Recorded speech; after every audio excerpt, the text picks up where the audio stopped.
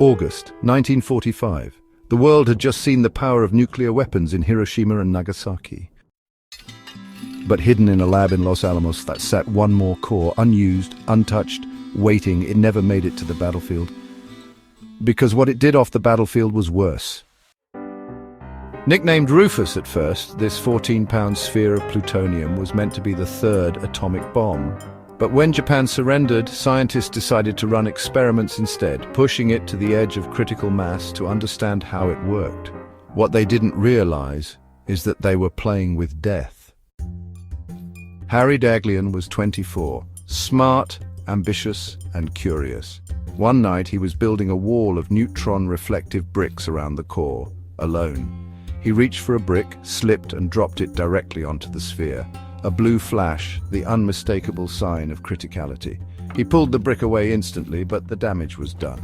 Radiation had already begun eating away at his body. He died 25 days later, in agony. 9 months later, Louis Slotin, brilliant but bold, performed what other scientists called a suicide mission. He used a screwdriver to separate the two hemispheres of the demon core. One slip, and the hemispheres snapped shut. Another flash. Another wave of deadly radiation. Slotin didn't scream. He just said, well, that does it. He died 9 days later, and the people in that room, they'd carry the scars, some for life. That's when it got its name, the Demon Core. A weapon that didn't need a war. It had already taken 2 lives and almost claimed more. After that, it was never used in any experiment again. Scientists melted it down quietly, hoping its legacy would fade, but it didn't.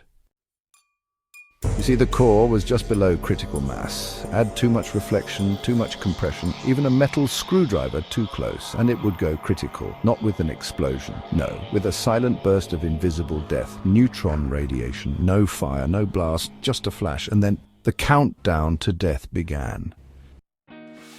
The Demon Core wasn't just a weapon, it was a warning.